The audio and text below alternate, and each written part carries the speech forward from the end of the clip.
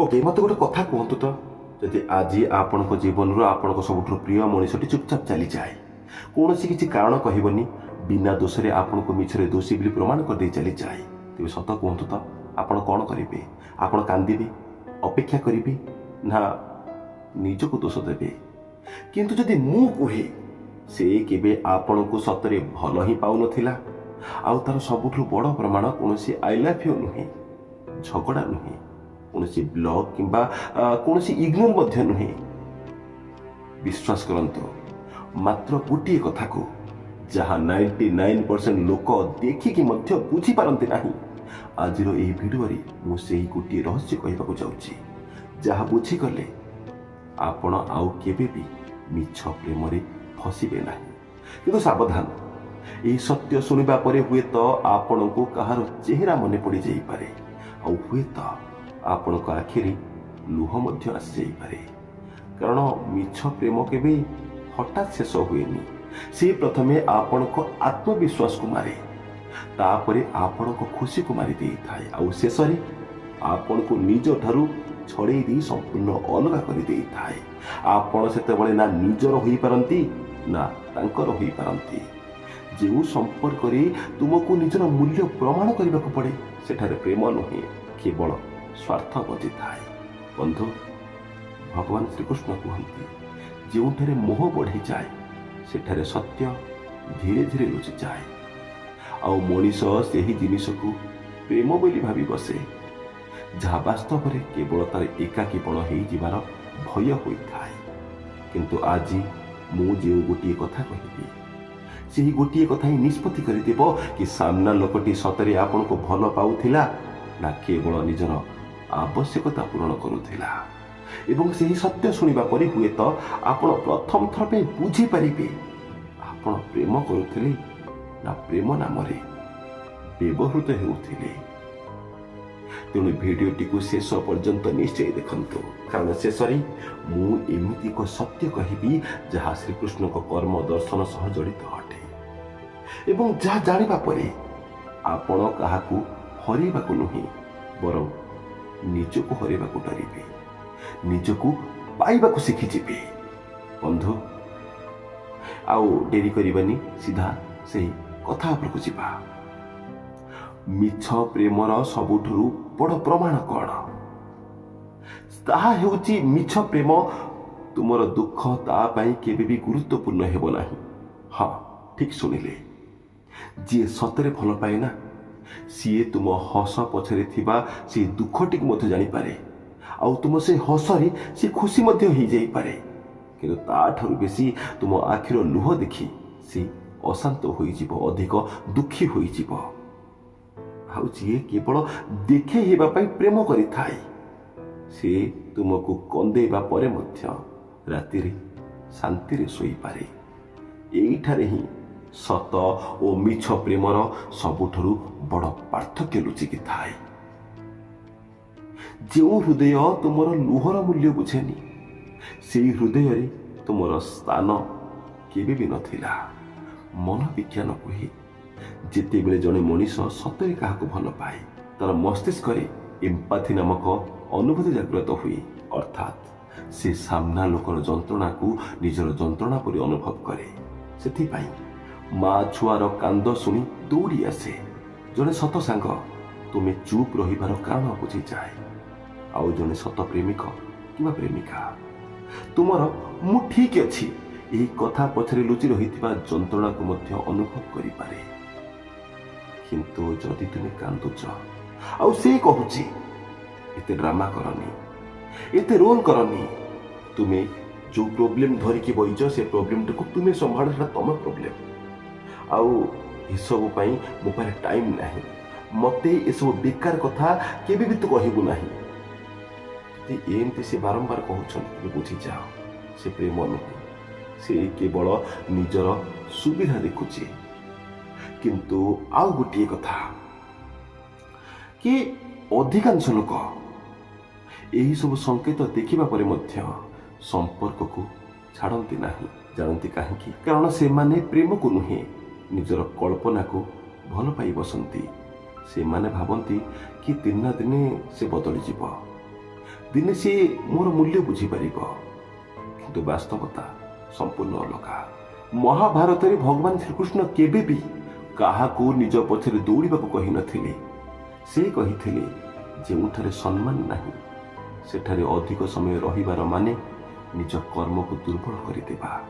ଏହାର ଅର୍ଥ ଭଗବାନ କେବେ ବି ତୁମକୁ ଏହା ଶିଖାନ୍ତି ନାହିଁ ଯେ ଯିଏ ତୁମକୁ ବାରମ୍ବାର ଅପମାନ କରୁଛି ତା ପାଖରେ ଭିକ୍ଷା ମାଗି ପ୍ରେମ ନିଅ। ସେ ତ ଶିଖାନ୍ତି କି ପ୍ରେମ କର, କିନ୍ତୁ ନିଜର ଆତ୍ମସମ୍ମାନକୁ କେବେ ବିକ୍ରି କରି ନୁହେଁ। ପ୍ରେମ ସେହି ଫୁଲ ଯାହା ଯତ୍ନରେ ଫୁଟେ, ଅବହେଳାରେ ନୁହେଁ। ବନ୍ଧୁ, ଏବେ ମୁଁ ଆପଣଙ୍କୁ ଆଉ ଗୋଟିଏ ସଂକେତ କହିବି, ଯାହା ବୁଝିବା ପରେ ତୁମେ ମାତ୍ର 2 ମିନିଟରେ ଏଇଟା ଜାଣିପାରିବ ସାମ୍ନା ଲୋକ ପ୍ରକୃତରେ ତୁମକୁ ହୃଦୟରୁ ଭଲ ପାଉଛି ନା ତୁମକୁ କେବଳ ବ୍ୟବହାର କରୁଛି। ଏବଂ ଏହି ଦ୍ୱିତୀୟ ସଂକେତ ପ୍ରଥମ ସଂକେତଠାରୁ ମଧ୍ୟ ଟିକେ ଅଧିକ ଭୟଙ୍କର। ଯଦି ଆପଣ ଭାବୁଛନ୍ତି ମିଛ ପ୍ରେମ କେବଳ ମିଛ କଥା କୁହେ, ତାହେଲେ ଆପଣ ଭୁଲ ଭାବୁଛନ୍ତି। କାରଣ ମିଛ ପ୍ରେମର ସବୁଠୁ ବଡ଼ ଅସ୍ତ୍ର ହେଉଛି ଅସ୍ଥିରତା। ଆଜି ସେ ଆପଣଙ୍କୁ ଆକାଶ ପରି ବହୁତ ଭଲ ପାଇବାର ଅନୁଭୂତି ଦେବ, ଆଉ କାଲି ଏମିତି ବ୍ୟବହାର କରିବ ଯେମିତି ଆପଣଙ୍କର କୌଣସି ଅସ୍ତିତ୍ୱ ହିଁ ନାହିଁ।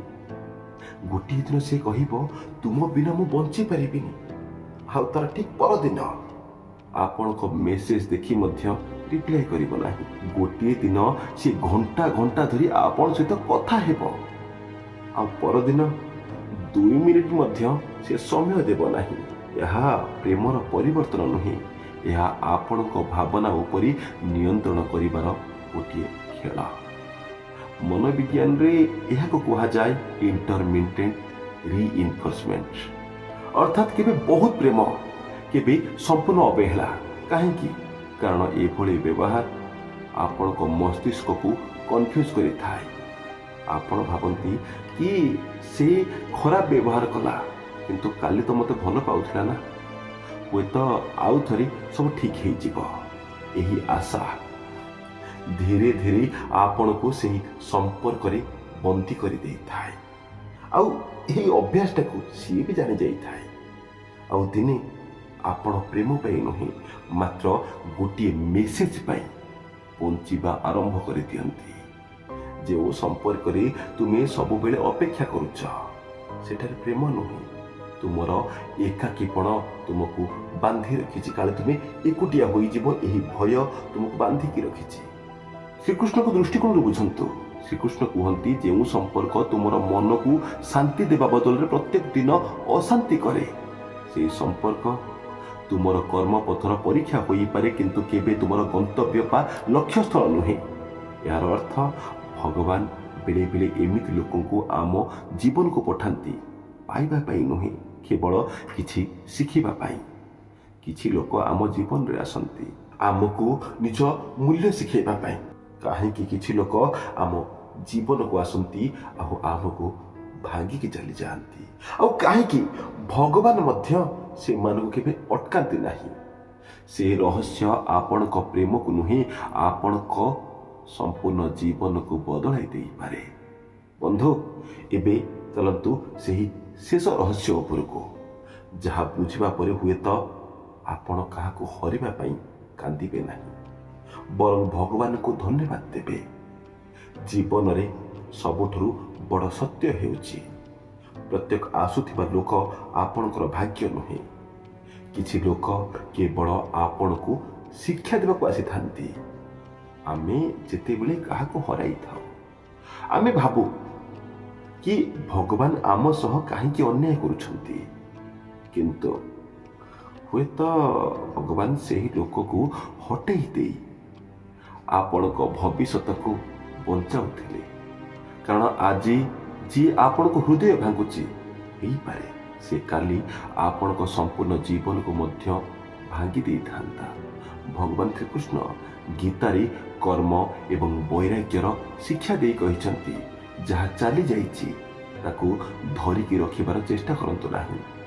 ଯାହା ସତରେ ତୁମର, ସେ କେବେ ବି ତୁମକୁ ଛାଡ଼ିକି ଯିବ ନାହିଁ। ଏହାର ଅର୍ଥ ପ୍ରେମ ନାମରେ ନିଜର ଆତ୍ମସମ୍ମାନକୁ କେବେ ବଳି ଦିଅ ନାହିଁ। ଯଦି କାହାକୁ ବାରମ୍ବାର ବୁଝେଇବାକୁ ପଡୁଛି କି ତୁମେ ତାକୁ କେତେ ଭଲ ପାଉଛ, ତାହେଲେ ସେଠାରେ ପ୍ରେମ କମ୍, ସ୍ୱାର୍ଥ ଅଧିକ, ଇଗୋ ଅଧିକ, ଆତ୍ମଗର୍ବ ଅଧିକ। ଯେଉଁଠାରେ ତୁମର ନୀରବତାର କୌଣସି ମୂଲ୍ୟ ନାହିଁ, ସେଠାରେ ତୁମର ଶବ୍ଦର ମଧ୍ୟ କୌଣସି ମୂଲ୍ୟ ନଥାଏ। ଯିଏ ତୁମକୁ ହରାଇ ମଧ୍ୟ ଶାନ୍ତିରେ ଅଛି, ବିଶ୍ୱାସ କର, ସେ କେବେ ତୁମକୁ ସତରେ ପାଇ ହିଁ ନଥିଲା। ପ୍ରେମ କେବେ ପ୍ରମାଣ ମାଗେନି, କାରଣ ପ୍ରେମ ନିଜେ ଗୋଟିଏ ସବୁଠୁ ବଡ଼ ପ୍ରମାଣ ହୋଇଥାଏ। ଏବେ ଶେଷରେ ମୁଁ ଗୋଟିଏ ରହସ୍ୟ, ଯାହା ବହୁତ କମ୍ ଲୋକ ଜାଣନ୍ତି ଆଉ ବହୁତ କମ୍ ଲୋକ ବୁଝନ୍ତି ମଧ୍ୟ। ଯେତେବେଳେ କେହି ଆପଣଙ୍କୁ ଛାଡ଼ିକି ଚାଲିଯାଏ, ସେତେବେଳେ ଦୁଇଟି ଜିନିଷ ଜନ୍ମ ନେଇଥାଏ। ଗୋଟିଏ ଯନ୍ତ୍ରଣା, ଆଉ ଦ୍ୱିତୀୟଟି ଆପଣ ନିଜେ। ହଁ ଆଜ୍ଞା, ଆପଣ ନିଜେ। ପ୍ରଶ୍ନ ହେଉଛି, ଆପଣ ଆଜି କାହାକୁ ବାଛିବେ? ଯନ୍ତ୍ରଣାକୁ ନା ନିଜର ନୂଆ ଜୀବନକୁ? ମନେ ରଖନ୍ତୁ, ଭଗବାନ ବେଳେ ବେଳେ ଆପଣଙ୍କ ପ୍ରାର୍ଥନାର ଉତ୍ତର ହଁ କହିଦିଅନ୍ତି ନାହିଁ। ସେ କିଛି ଲୋକଙ୍କୁ ଆପଣଙ୍କ ଜୀବନରୁ ହଟାଇ ଦିଅନ୍ତି। ସେତେବେଳେ ଆମେ ଭାବୁ, ମୁଁ ସବୁକିଛି ହରାଇଦେଲି। କିନ୍ତୁ ବର୍ଷେ ବର୍ଷେ ପରେ ବୁଝିପାରୁ, ସେଦିନ ଭଗବାନ ମୋ ଠାରୁ କିଛି ନେଇନଥିଲେ, ବରଂ ସେ ମୋତେ ବଞ୍ଚାଇ ଦେଇଥିଲେ। ମୋ ଜୀବନ ନଷ୍ଟ ହେବାରୁ ମୋତେ ସେ ରକ୍ଷା କରିଥିଲେ। ତେଣୁ ଯଦି ଆଜି କେହି ଆପଣଙ୍କୁ ଅବହେଳା କରୁଛି, ଆପଣଙ୍କ ଭାବନା ସହ ଖେଳୁଛି, ଆପଣଙ୍କର ଲୁହର ମୂଲ୍ୟ ବୁଝୁନାହିଁ, ତାହେଲେ ତାକୁ ଧରି ରଖିବା ପାଇଁ ନିଜକୁ କେବେ ଭାଙ୍ଗନ୍ତୁ ନାହିଁ। କାରଣ ଯିଏ ତୁମର ସତରେ ମୂଲ୍ୟ ବୁଝିଲା ନାହିଁ, ସମୟ ଦିନେ ତାକୁ ତୁମର ଅଭାବ ନିଶ୍ଚୟ ବୁଝାଇ ଦେବ। ବନ୍ଧୁ, ନିଜକୁ ଯିଏ ଭଲ ପାଇବା ଶିଖିଯାଏ, ଦୁନିଆର କୌଣସି ବି ମିଛ ପ୍ରେମ ତାକୁ କେବେ ଭାଙ୍ଗିପାରେ ନାହିଁ। ତେବେ ବନ୍ଧୁ, କ'ଣ ଯଦି ଭଲ ଲାଗିଥାଏ, ତେବେ ଚ୍ୟାନେଲଟିକୁ ଲାଇକ୍ କରିବା ସହ କମେଣ୍ଟ ସେକ୍ସନରେ ଜୟ ଶ୍ରୀକୃଷ୍ଣ ନିଶ୍ଚୟ ଲେଖନ୍ତୁ। ଏହି ଚ୍ୟାନେଲକୁ ସବସ୍କ୍ରାଇବ୍ କରିବାକୁ କେବେ ଭୁଲନ୍ତୁ ନାହିଁ। ମୁଁ ଏହିପରି ଭିଡ଼ିଓ ଆପଣମାନଙ୍କୁ ସବୁବେଳେ ଭେଟିଦେବି। ଭଲରେ ରୁହନ୍ତୁ, ନିଜର ଯତ୍ନ ନିଅନ୍ତୁ। ଜୟ ଶ୍ରୀକୃଷ୍ଣ, ଜୟ ଶ୍ରୀ ଜଗନ୍ନାଥ। ଧନ୍ୟବାଦ।